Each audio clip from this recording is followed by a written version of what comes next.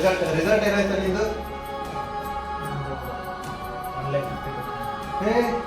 ನಿನ್ನ ರೂಮ್ಮೇಟ್ ಇಂದ ಎಷ್ಟು ಬಂತು? ಇಬ್ರು ಒಂದೇ ರೂಮ್ ಆಗಿದ್ದೀರಾ, ಇಬ್ರು ಸೇಮ್ ಸಬ್ಜೆಕ್ಟ್ ಓದ್ತೀರಾ, ಅವನಿಂದ ಅಷ್ಟು ಜಾಸ್ತಿ ಬಂತು? ಅದಲ್ಲ, ನೀನು ಕೇಳ್ದಂಗೆ ಲ್ಯಾಪ್ಟಾಪ್ ಕೊಡ್ಸಿದೀನಿ, ಟ್ಯಾಬ್ ಕೊಡ್ಸಿದೀನಿ, ಬೇಕಾಗಿತ್ತು, ಕಾಲೇಜಿಗೆ ಸೇರಿಸಿದೀನಿ, ಇನ್ನೇನು ಮಾಡಬೇಕಾಗಿತ್ತು? ನಮ್ಮಪ್ಪ ಆ ಕಾಲದಾಗ ಅಷ್ಟು ಕಷ್ಟ ಬಿದ್ದು ನಾನು ಓದಿಸಿದ್ರು, ನಾನು ಕಷ್ಟ ಬಿದ್ದು ಈ ಆಸ್ಪತ್ರೆ ಅವೆಲ್ಲ ಕಟ್ಸಿದ್ದೀನಿ. ನೀನು ಆ ಕಷ್ಟ ಬೀಳ್ಬಾರ್ದಂತ ನಾನು ಕಷ್ಟನೇ ಇದೆ ಬೆಳೆಸಿದ್ದೀನಿ, ನಿನ್ನ ನೋಡ್ಕೊಂತೀವಿ ಇವೆಲ್ಲ ಮುಂದೆ ಅಂತ. ನೀನು ನೋಡಿದ್ರೆ ಹಿಂಗೆ ಮಾಡಿದ್ಯಾ? ನಿನ್ನ ಜೀವನ, ನಿನ್ನ ಭವಿಷ್ಯ ಏನು ಮಾಡ್ತೀಯ ನೋಡು. Few days later, we're getting a lot of support for our coverage of NEET, and ladies and gentlemen, Republic Network has unearthed a NEET scam across 4 Indian cities as of tonight, and there is growing nationwide anger over the NEET scam. Our investigation has found out how the career of millions of students has been totally compromised. But the question is, who is downplaying the NEET scam?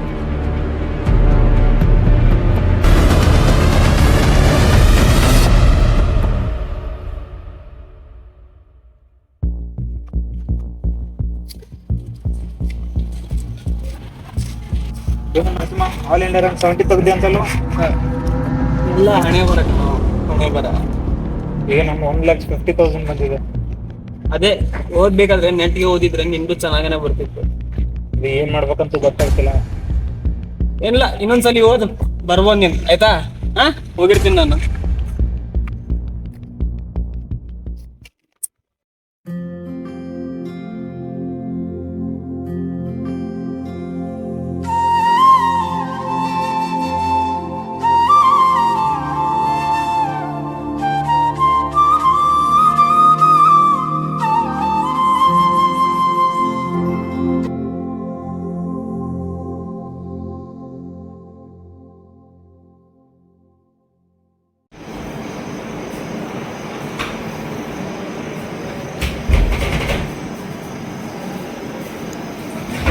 ಯಾಕೋ 3 ದಿನದಿಂದ ಕರೆಕ್ಟಾಗಿ ಊಟನೂ ಮಾಡ್ತಿಲ್ಲಂತೆ, ಹೊರಗೂ ಬರ್ತಿಲ್ಲ, ಯಾಕೇನಾಯ್ತು?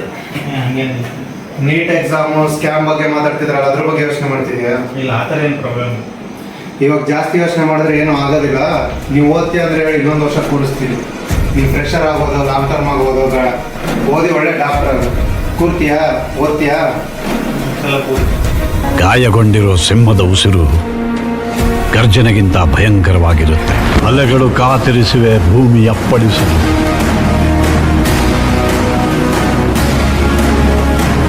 ರವಿ ಕಾದು ಕುಳಿತಿಹನು ಅಸ್ತಮವಾದ.